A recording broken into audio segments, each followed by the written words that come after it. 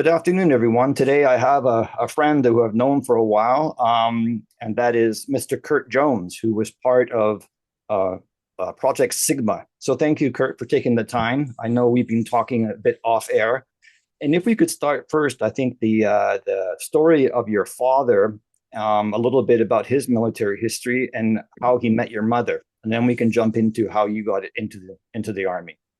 Sure. Well, my father was career Navy, and when the World War II started, he was on the USS Yorktown. He was a dive bomber pilot. And when Pearl Harbor got hit, the Yorktown was sent from the east coast of the United States over to Pearl to be part of the Pacific Fleet.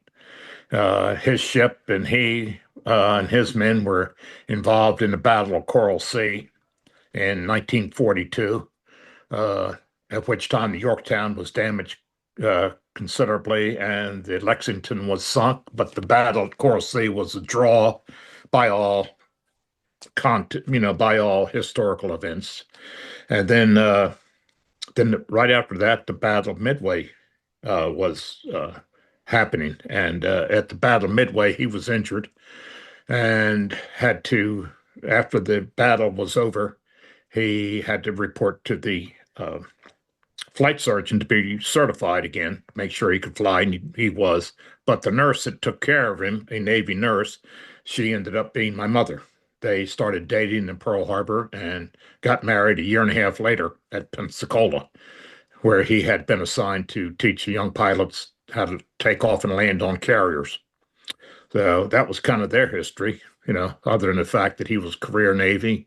And as little kids, my brother and I we lived in Pensacola, up at Philadelphia Naval Air Station, or the Philadelphia Naval Yard. And just outside of Philadelphia near Valley Forge was the Willow Grove Naval Air Station. And then from there, when Korea started, he got assigned to the Pacific Fleet again, and we all moved to Coronado Island. And then we were there for a while until the Korean War was over. And his aircraft carrier, which was a Jeep carrier, was being decommissioned, and it was being decommissioned in Philadelphia. And we came back to the East Coast. And then in 1953, we came back to the East Coast, and this is where I've been ever since, except for my military duties. So So, at this point, let's fast forward to the mid or the early 60s. So you're probably in 1965. How old were you? Like 18, 17, in 18? 19, Okay. So you had seen by now that the war was beginning to build up. And I'm sure that some of your friends were being drafted. And so did you decide to make the move first and, enlist so then you would have a choice of where you wanted to go? yeah, I was in college, and I saw that things were heating up in Vietnam, and for whatever reason back then, I decided that I should go. But I had a friend who was in the 173rd Airborne, and he was telling me about it and jumping out of airplanes and things that he liked. And it seemed like a quick way to get to Vietnam, being a paratrooper. So I volunteered, and I went into the recruiting station on a Friday morning and signed the papers and all, and left on Monday for I guess back then it was Fort Jackson, South Carolina, for induction. And And we then should tell people that am I right in saying that you're 6 foot 5 or you were? I was 6'5" at that time, Yeah, weighed so about 230, 35 pounds. yeah, so you were quite the sizable force. Yeah. So from So, there, how did you join the special forces? What did you well, did you after well during well at during AIT and jump school, we were kind of asked about special forces, and if we would. And so I met with two guys that were special forces, and I didn't know a whole lot about them at the time, to be honest with you. And so we met them at Fort Benning, and they said, "Hey, if you're interested, you take a little test, and you go up." So I went up, I took the test, and got assigned to Bragg. Started the test, did all that stuff, did a Q school and whatnot. Then uh, not long after that, I was getting ready. I got sent down to Fort Sam Houston, San Antonio, because you had to be cross-trained. And one of the cross-training things was medic. And Sergeant Major that was at where we were at Bragg, Sergeant Major Jack Standing, uh, he said we were talking about schools, and he said, "Well, you got a choice of this, this, this, and this." And he said, "What do you think?" And then I said, "I don't know." And he said, "Oh, wait a minute." He said, "I looked on there." He said, "Your mother's a nurse." And I said, "Yeah." He said, "Good, you'll be a good medic." So they set me down at Fort Sam Houston, so I'd be a combat medic. Not a And so, special forces medic, but cross training. and so when you go to be trained, so that would have been your MOS, is that correct? My primary MOS was 11 Bravo weapons. Oh, okay. Okay. Then you had, as you said, a cross trained, like so. I was supposed to be cross trained in two other MOSs, secondaries, and I only got cross trained as a medic. I did not get cross trained any further because they wanted to get my big butt over to Vietnam. And they said, anything else you need to know, you'll learn there. Wow.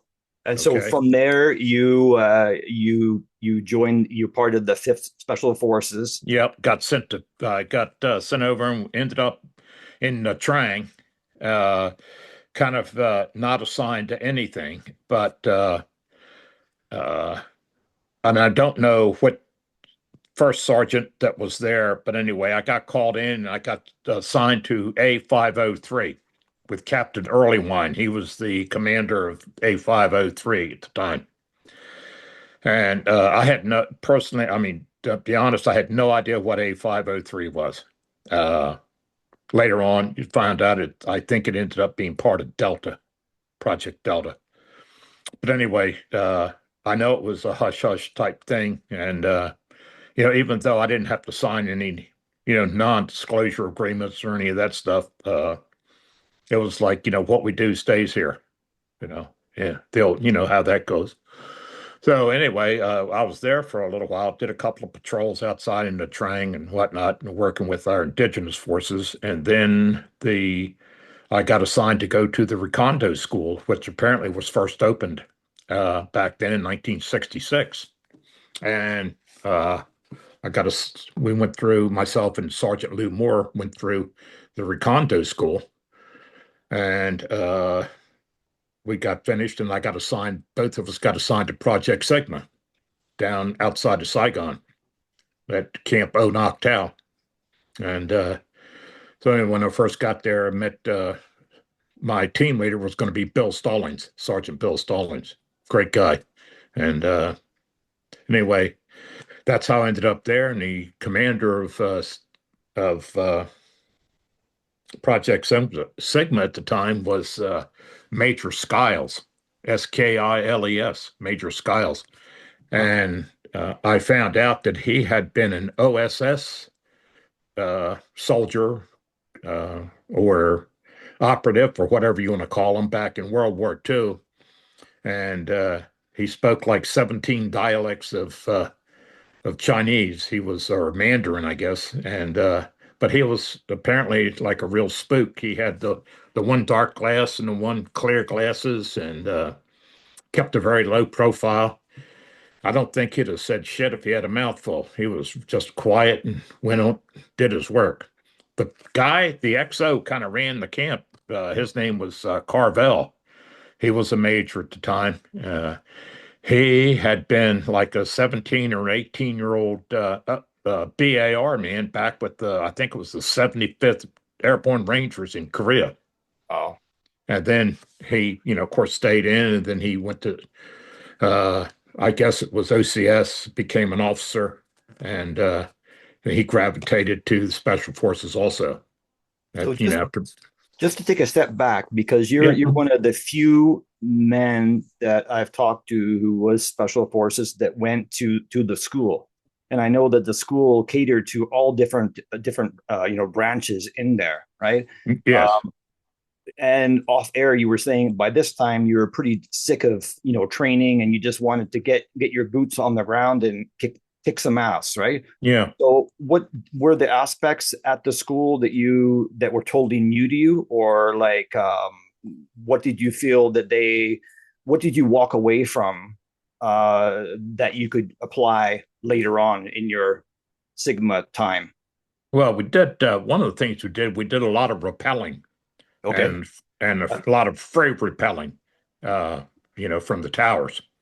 And that was, of course, that was always fun. We were taught how to loosen up and how to, do a lot of free rope so you could drop quick, but not hit the ground when you do it. And they taught you. They went through quite a bit. Well, I call it quite a bit. They spent a few days in the medical part of it because the Recondo school, we knew we were going to be working 6-man teams. And so we had to, if something happened, someone got hurt, we had to apply life-saving measures. And one of the things they taught that I didn't get taught before was how to do a field tracheotomy. Oh wow, in the Yeah, throat. yes. That's why all of us, we always carried a very sharp knife so we could cut underneath the larynx, down below Wow. below the Adam's apple to where the first line was in the trachea, so you could, cut right into the trachea, then insert a piece of plastic and get somebody breathing in case they had a lot of facial wounds where they couldn't breathe. Okay. Okay. Okay. And then we were taught how to apply stuff to a sucking chest wound, things like that. Stuff that, I didn't If know. nothing So that I mean, I've heard that with a sucking a chest wound, that how you can tell is if you see bubbles in the yes. blood, and then Yep. you have to put something. I mean, I've seen. I mean, more modern, but people said even you can use like a plastic bag if you put tape around it and leave Yep. one side open. Yes. But, That's what we did. Yeah. And we carried a little bit of stuff so we could patch up a sucking chest wound if need be. Yeah. and So, so but who? I ended up being actually Stalin's because of my size and strength at the time, and I was a pretty strong kid. Uh, we had I was the radio man, so I carried the Prick 25, you know, and of course, being a pain in the ass, I was the I took point. Wow. I was not gonna get back and stay back and not be up front where I couldn't see anything. And I'll tell you the funny story about that. Sure. It's it's not a funny story, and it is in the grand scheme of things. We I was a hunter and a fisherman as a kid. My father was and his family, they came from money. Okay. My father's side of the family, they were mainline Philadelphia people, Pennsylvania, and they had money. And my father grew up golfing and living, golf course, country club, things like that. My grandfather was a bishop in the Methodist church, and my grandmother, her side of the family, had all the bucks. But anyway, so the long and short was I was an outcast. All I wanted to do was hunt and fish. And that came from my mother's side of the family, who were Alabama farm boys and farm people. But anyway, so I grew up on Chesapeake Bay hunting ducks, geese, so forth, and also hunting in the fields and deer hunting and whatnot. So I learned from a bunch of good old boys you know, down in the Chesapeake Bay area. So here I am. We went out. We got called to go on, I think there was about 20, 25 of us to go on a POW pickup mission. We got information from I think it was a Viet Cong who was what they called a Chudloy. He had changed sides, and he said that there was a couple of Americans being held in a certain area. And anyway, we went after them. And apparently this area, and I didn't know it at the time because I wasn't paying attention, didn't care. Apparently this was in Cambodia. And back in those days, the ambassador of the United States, can't remember his name now offhand, but Henry Cabot Lodge was his Right. name. Mhm. He indicated, "Oh yeah, there's no American troops in Laos, Cambodia, da da da da da." You know, typical politician. You know, he opens his mouth, out comes a lie. So anyway, off we go. We go into the boonies, and we're on day one, and we're out heading into this place, and I'm near the rear because I'm the FNG. Right. Okay. So off we go. We're in doing this stuff, and uh, up ahead of me in the middle was Master Sergeant Goad, Goad, good guy, old school. I Mhm. mean, he had two. This was his third war. He'd World War II, Korea, and here he Wow. had two Tough. stars. He had two stars in his CID. Wow. So anyhow, we're going through doing this stuff, and I just, as a hunter and stuff, I start noticing stuff, and I noticed that there is no bird activity, nothing. Okay. So I start looking up, naturally, and here I spot two guys up in a tree. Well, the first thing I did, I mean, I didn't even ask, say hi, boo, kiss my butt, nothing. I blew them out of the tree. So, Yeah. and they were part of an ambush up ahead. If we'd have kept going, we'd have walked right into it. Wow. And because they were communicating up ahead. So, like I say, I blew them out of the tree because I noticed the guns and stuff, and I figured, well, here it is, ladies and gentlemen. Welcome to the real world. But anyway, this happened, and so we got out of there. We had to get out of there. Come to find out, we were being led on a wild goose chase, and anyway, it was the long and short was I no longer was the FNG. So, And you uh, and you saved the day. well, apparently, it was, and of course, the other guys with us, they saw the stuff happening up front, and we all, and we didn't have enough firepower to really do what we needed to do. I mean, we could call it in. We had people waiting, but at that point, it was like time to get out of the area. So, Was that your first experience with combat at that point? yes, yeah, And so, I mean, for you, the training kicked in, and I mean, I have talked to many guys that, like yourself, that did hunt and that kind of stuff. And I don't want to say hunting animal is the same as a human being, but you had the reaction time, you knew what you had to do, and you took care of it. You yeah, ended the threat. yeah. I mean, I did not hesitate. I don't. Yeah, My training kicked in, yeah, and when all else fails, revert to your training. yeah. And it was, I saw them up there, I saw the guns, and it was like, boom, hit them. And that's what I did. And so when you came back to base, were you was the CEO asked, like, where did you guys go? You tell me you didn't go into, Cambodia. Well, actually, No, was see, there? he knew where we were going. Oh, okay. So that Yeah, I was mean, just a, everybody knew where we were going, yeah. and that's why we went and not the regular American forces, you know. So to So, go to go back, I found it kind of interesting off there that you were talking about the people that were building the camp or helping, and then they had a name of the company, and it oh was, yeah, yeah. Can we the just talk about that a little bit? well, we were visited back in the team room. There was a couple of civilian gentlemen that were in the team room with Skiles and I guess Jack Standing was there by the time, but Skiles was talking to uh, Skiles had been talking to these guys, and he introduced me to them, and they said that they were with a company called RMK BRJ, and which was a company construction, which was building infrastructure for the country.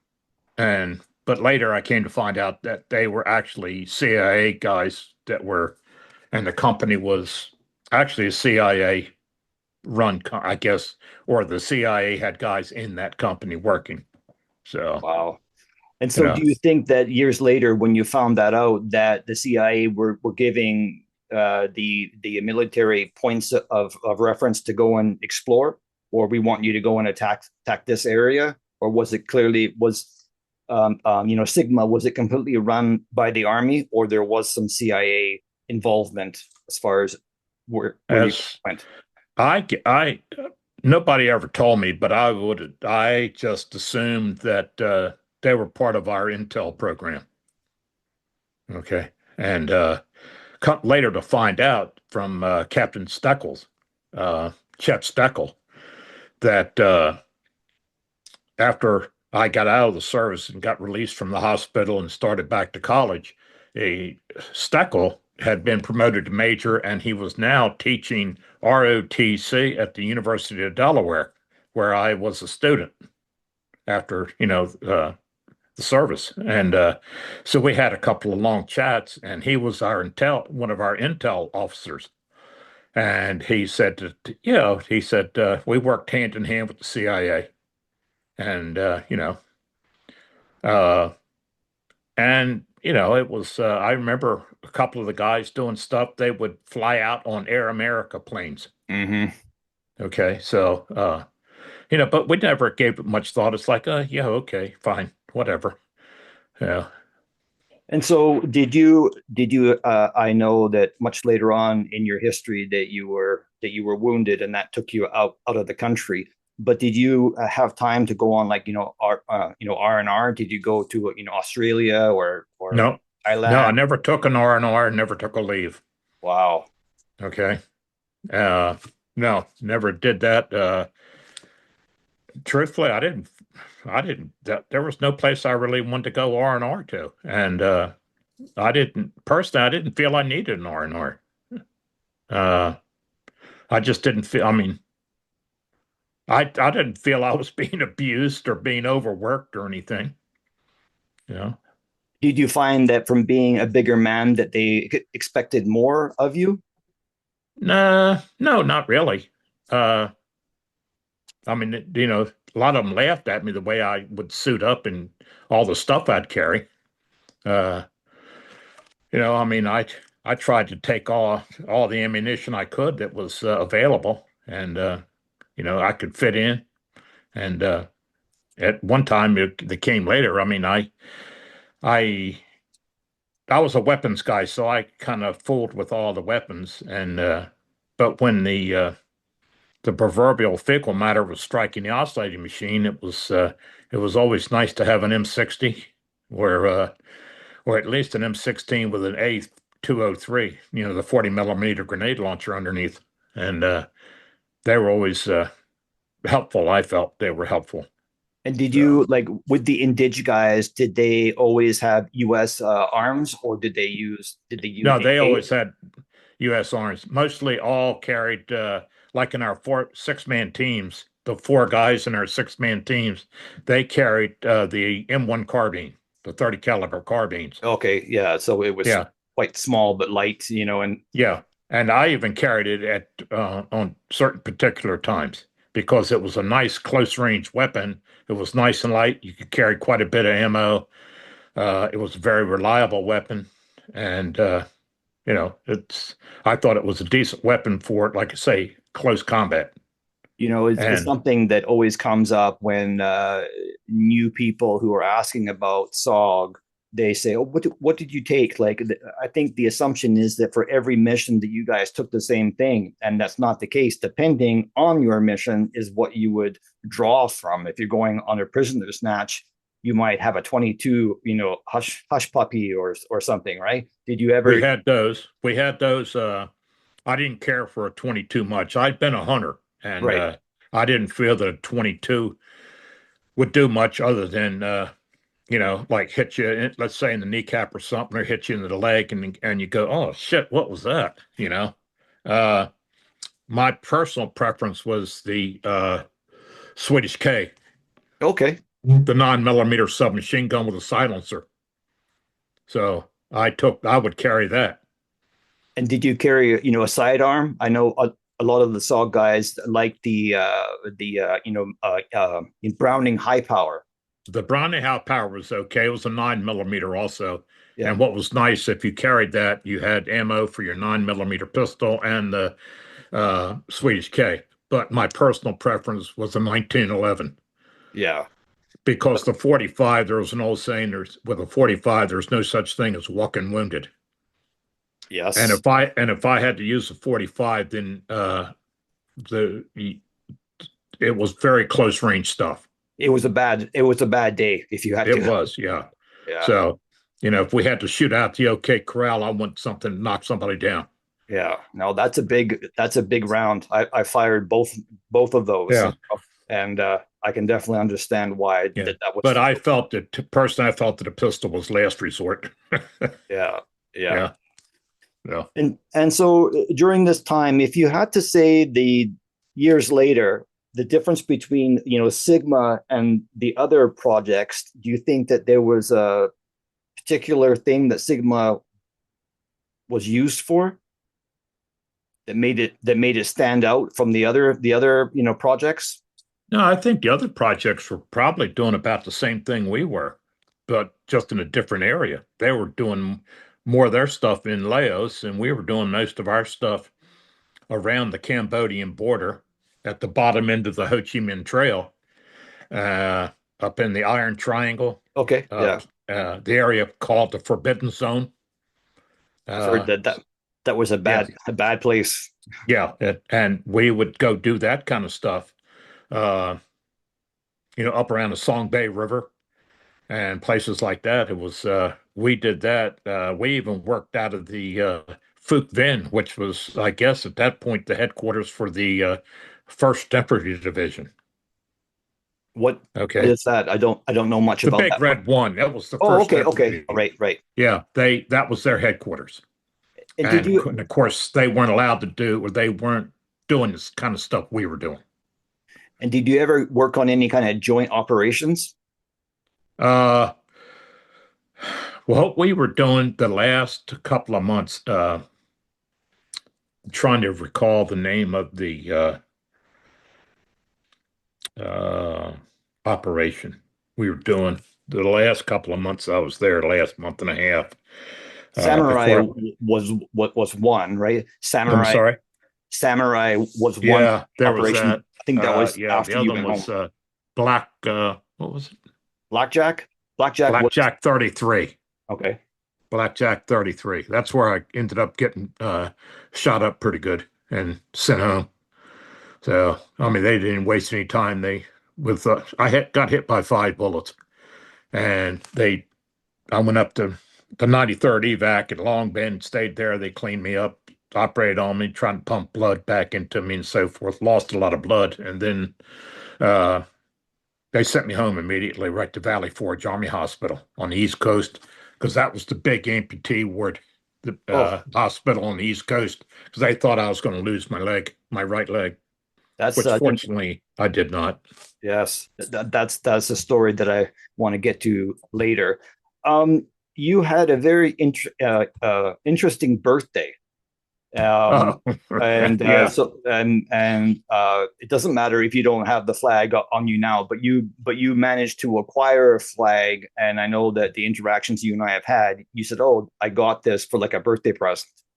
So yeah. That can was we talk a little bit about that mission? Is that well, that was I just recalled. I mean, when we weren't doing 6-man teams, part of our responsibility was to be part of the strike force. okay? Okay, so like when you had a 6-man team out, we had a company of strike force guys on the ready. They were just waiting just in case, and it depended on where the team was and so forth. Uh, if the guys got compromised, we had to go in and get them out. And a lot of times that was, you were going into a hot area, and you were going into a fire zone. And but anyway, the birthday was there was a 6-man team that apparently was compromised, and we went in, and I was in one of the first few helicopters that landed, and there was I think we only started with 2 helicopters, and had 6 or 8 guys on each one, and I was the only uh, special forces guy there. The Oh rest were wow, our Cambods. right. So we got to this place, and the things were hot and heavy, and we started doing what we did best, and that was shooting up the bad, what we call shooting up the bad guys, and we did. Then we got more forces in and so forth. And anyway, we ended up uh, getting a lot of, well, we ended up getting a lot of intel from the dead and wounded North Vietnamese, and these guys were we come to find out were elements of the Ninth NVA division. And so we got quite a bit of intel, but one of the things we got was and you saw the picture of me with the flag. That was Sergeant Dover, Chuck Dover, with me, and he said, "Hey, Jonesy, look what you got! Happy birthday!" And anyway, it was the communist flag, so which I still have. The sickle and hammer. So Wow, that's quite the keepsake. I saw the picture of you and your grandson as well holding it up. So that's yes, 50-year anniversary. yeah, that's cool. Yeah. So I think I'm curious because you said strike force. Is that what you said? Yeah, it was Yeah, yeah. So I guess with the other SOG teams, it was like a hatchet force. So if there well, was they got hatchets. I yeah think the name hatchet came a little later. yeah, I You was know, just trying to understand that. But as soon as you said that if one team got into trouble, they would send the strike force, and I thought, okay, that sounds like a hatchet force kind of yeah. situation. Hmm. Did you ever see any Chinese? Yes, You that did. was Wow. absolutely, yeah. They were easy to spot, the ones that we saw, because they wore the old pith helmets, the Oh wow. type of like the jungle, not the jungle, but like the Yeah. desert type Yeah. pith helmets. Do you remember? Do you ever see a movie with of the let's say I think it was Cary Grant and Victor McLaughlin and those guys? They were French Foreign Legions Okay. Yeah. in black and white movies back Yeah. in what like Gunga Din, Yeah. the Yeah. movie Yeah. Gunga Din. Yeah. Well, they had a weird type of pith helmet, a different. That Wow. was the type. It kind of had a short front and a longer back. Oh really? Wow. But what they were doing, we were in a firefight, or more of a was over by the Song Bay River uh, at a bridge, and the bridge looked like something out of the bridge over the River Kwai, Okay. that Yeah. type of railroad bridge. Yeah. Anyway, the Chinese guys, there was two of them that we saw. They would stand up and they were waving white bandanas, like white handkerchiefs, like directing the fire, directing Oh the okay. troops. Okay.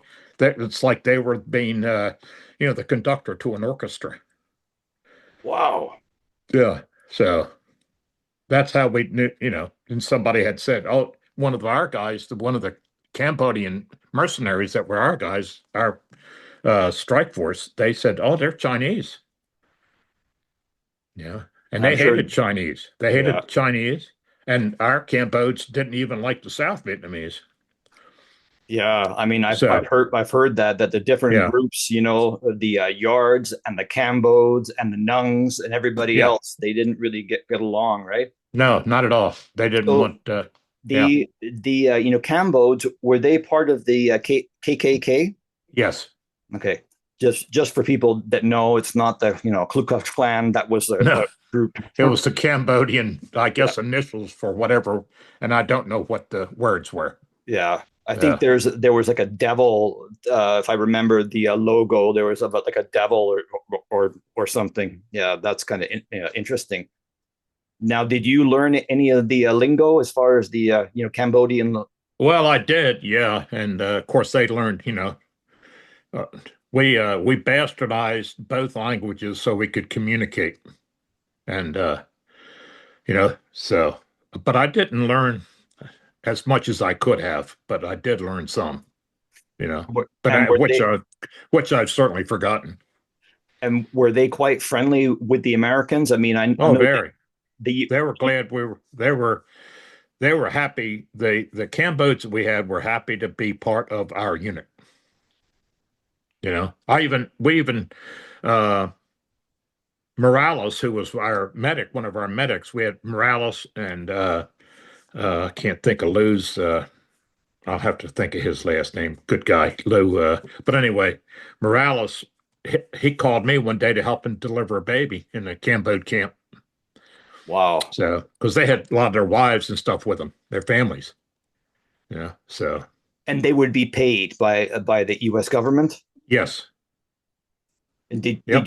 did you feel that they were being paid fairly? They were happy. As far as I know, they were pretty happy with their compensation.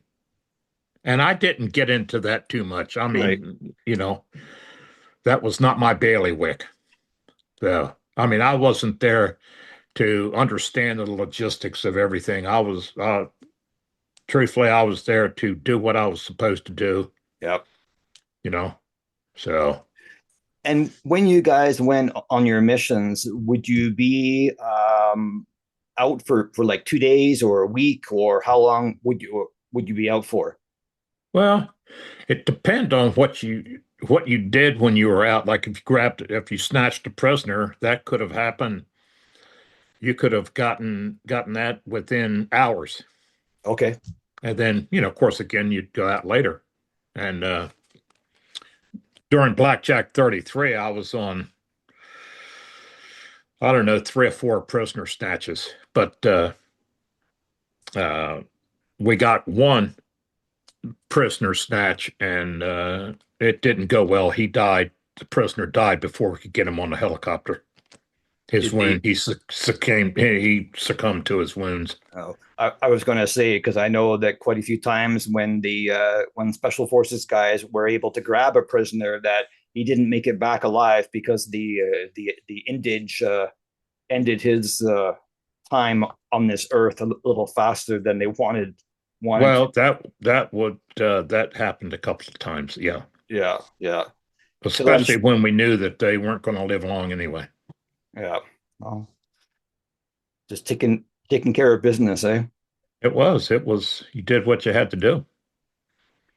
And so, this is a question that I ask everybody. Did you see any animals in the jungle? And what I mean by that, did you see any kind of tigers or the I didn't see any tigers, of course, the pythons, and then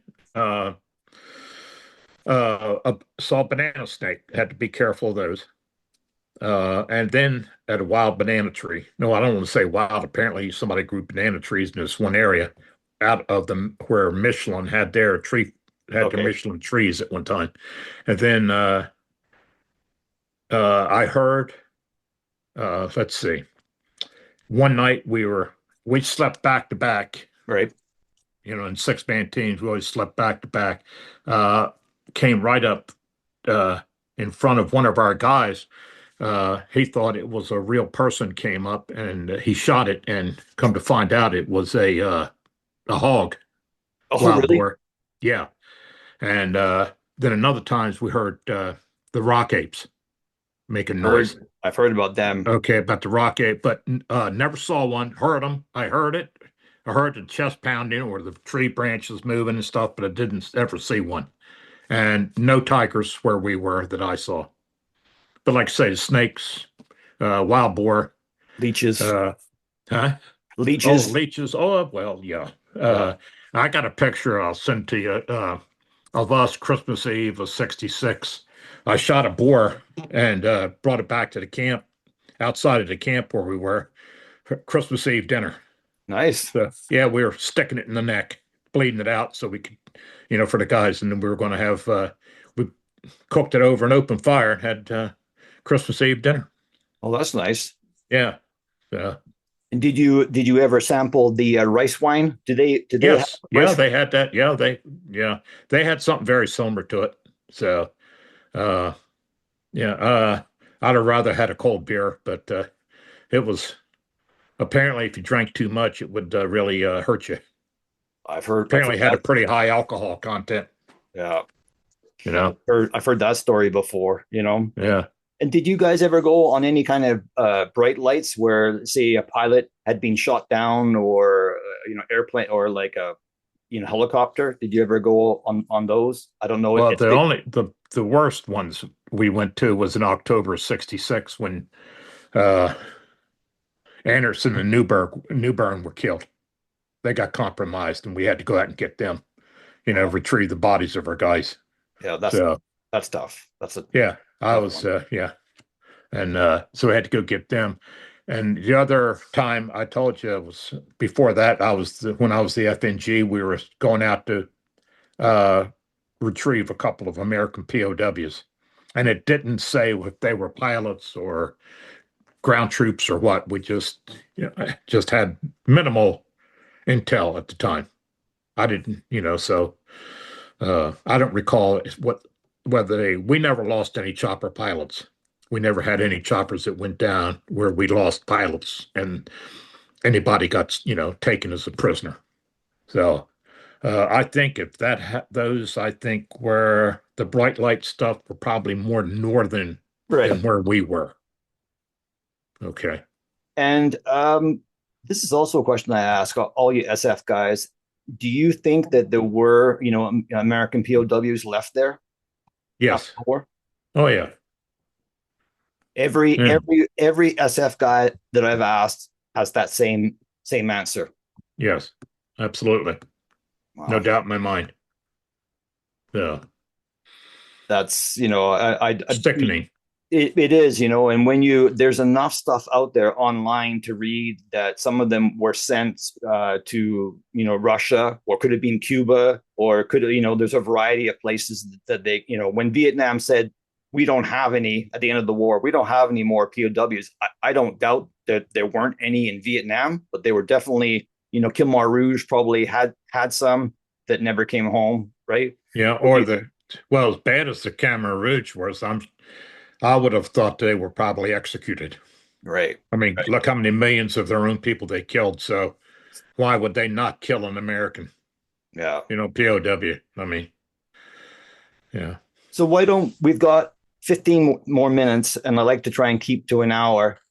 I think I would like to hear the Big Lou story, because that summarizes that you're 6'5" and Big Lou will save your life. So can we talk about that? Well, Big Lou was, I guess, probably 5'7", 5'8", maybe. And he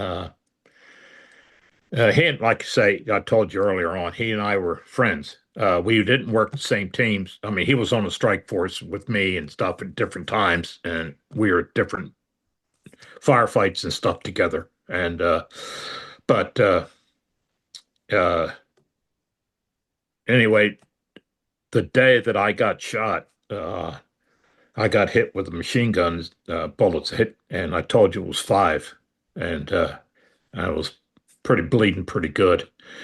And but anyway, uh, as I said, the proverbial fecal matter was striking the oscillating machine. There was a lot of fire going on both sides, and Lou, very strong guy anyway, he picked me up and threw me over his shoulder, Wow. and I mean, and ran me to the next helicopter that was Are over you near serious? us. He had you on his back, and he was able to run. He Wow. threw me up. Yeah, he threw me up and he started running. I don't know how fast he was running. I don't recall any of that. I Yeah. just know that, you know, he threw me into the chopper.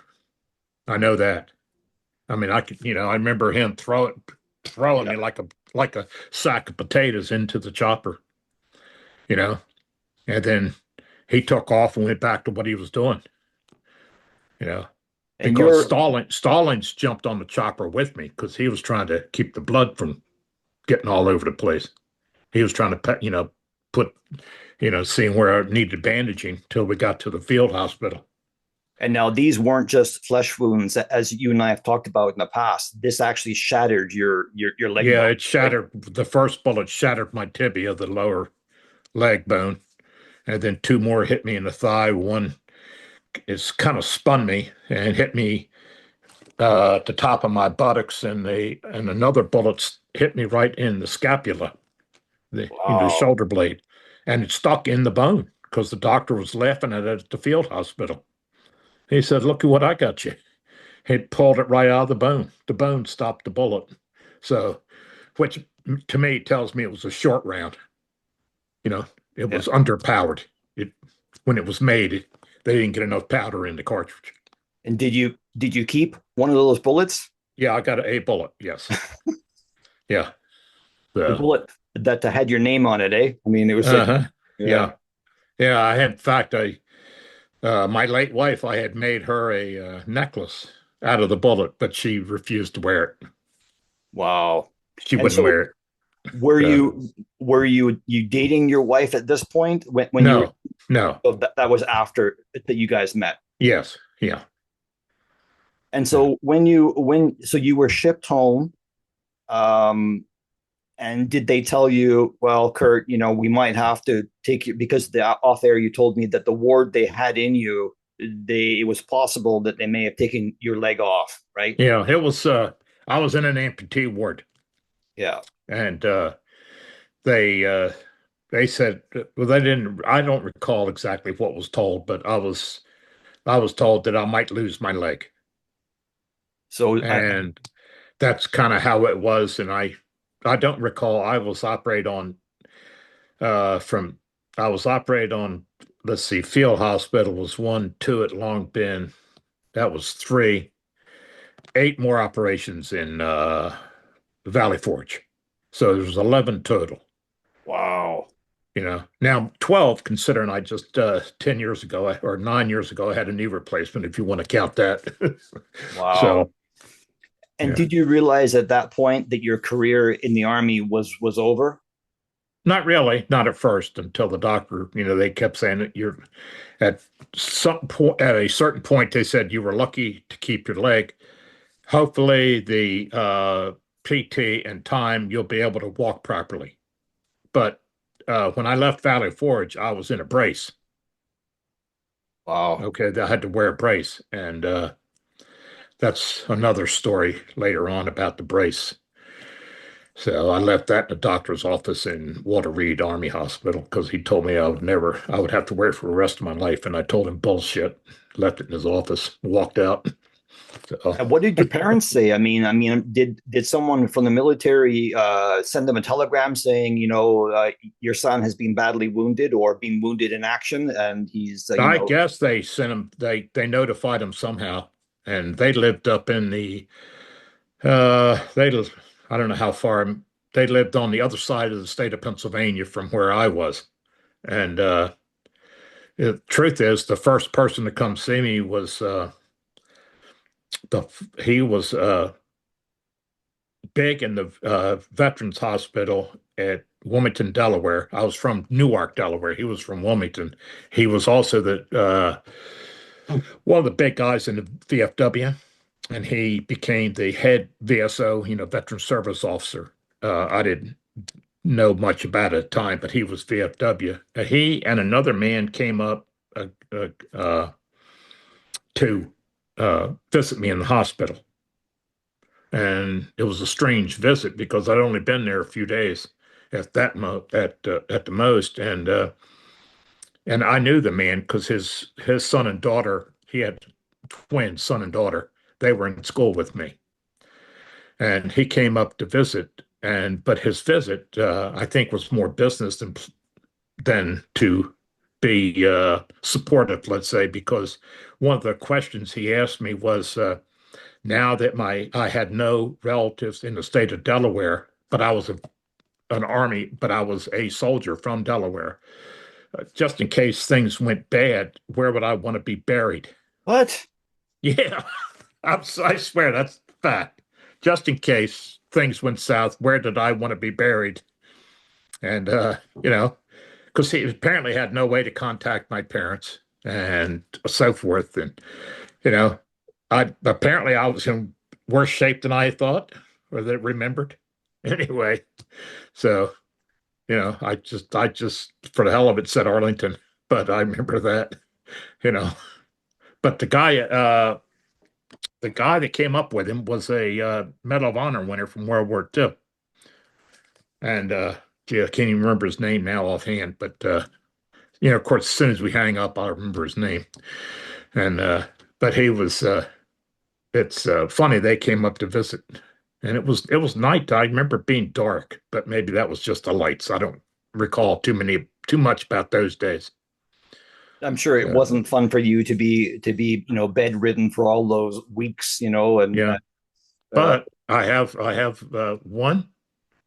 one star in that light, let's say, or that thing was a USO show was coming around, and one of the ladies in the USO was Ann Margret.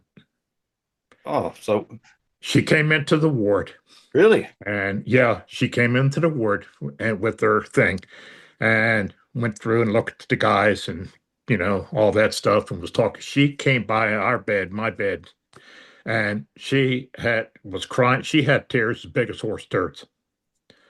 She was so upset.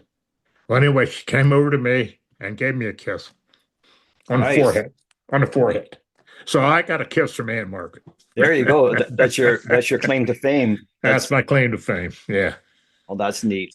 So so after you were in the hospital, did you go back to your parents' home for the time being, or Yeah, for a couple of months. They by this time they had gone to Atlanta. My dad was working for a company called Thiokol. When he retired from the Navy, he went to Thiokol because Thiokol was building the solid rocket propellants for the Atlas rockets, which okay? took the guys to the moon. But little also did we know as kids back then, the Thiokol was making also the solid rocket propellants for the missiles on the nuclear subs. But so for whatever reason, they had left Pennsylvania, went back, did what he was doing there, went down to Atlanta. My mother was a Georgia or Alabama girl, so they were trying to get their way back south. And so I went down and stayed with them for a couple of months until I could get into the University of Delaware, which I on a GI Bill. And so during this time that you're getting better, you were watching the news, and it must have been tough that you couldn't go back. I mean, did you? I mean, it sounds like you probably would have stayed in for another tour Oh, if I did. I'd already signed up for another tour. yeah. So it must have been Okay. very, very frustrating to watch the news and all the anti-war, people, and meaning that they didn't really know what was going on, and you knew firsthand what was happening, right? So, Yeah. and did you have? I mean, at this point, did you not tell people that you had just come back from Vietnam? Just Well, the guys that I worked with, went in Atlanta. The fellows that I worked with, I worked a little bit when I was there with my parents. I worked for Georgia Power Company on a line truck, and I was a laborer. And they knew I was a Vietnam vet because I had an outing with a guy, one of the foreman on another line truck, because I was doing something one day, and he called me Viet Cong, and I abruptly told him if he did that again, he was going to find himself in the hospital. And so anyway, that ended that conversation with him. But anyway, that was they knew I was a Vietnam vet. I didn't tell them what I did or anything like that. Most of them wouldn't understand it anyway. So why tell them? so You it know. sounds like you didn't really have too many bad experiences coming home and just kind of No, getting I didn't have into anybody, saying I was a baby killer or uh, any of that stuff. I really didn't. Had a quick bad experience at the University of Delaware that summer where a couple of dickweeds were in the what they call them, Students for a Democratic Society, the SDS, and they were going to block a doorway into one of the buildings where I had a course, and the building was raised up a little bit, where the top of the steps was. Then there was about a 10 or 12 foot drop off the steps. Well, I threw them both off the steps into the weeds down below. I'm sure I you just did. I picked them up, threw them down there, Yeah, and told them if they ever did it again, I'd break their damn necks. Get out of my way. I have a class to attend, and I did. I'm sure that Uh, must have been quite the scene. yeah, it did. I got called to the dean of men's office, and here's a funny story on that. He said I have to give you a warning and admonish you for physical violence on campus. He said, now that I've done that, come with me. So we walked through another door, and here's the board of directors for the University of Delaware. And they all stood up and clapped and said, thank you for what you did. Oh wow. but I couldn't tell anybody that they were there. They were there. Well, that's a good story. Yeah, So why don't we end it there, Kurt? And I really appreciate you spending the hour with me here. Some great stories, and hopefully that you'll come back in the future, and I'll try and think of some other Sigma related history questions for you. sure. So, Yeah, for, I so got thank, a, I've got a couple funny stories, but when you come back, we do it again. I'll tell you about the. It's called the Great Song Bay Baptism of Easter, 1967. wow. So it's an interesting story. Stay tuned. The same bat channel, right? Yeah, I'll tell you that story because it's a good story. Be sure to check out Pucker Factor, Stories of Mac v. SOG book series. They can be found at Barnes & Noble.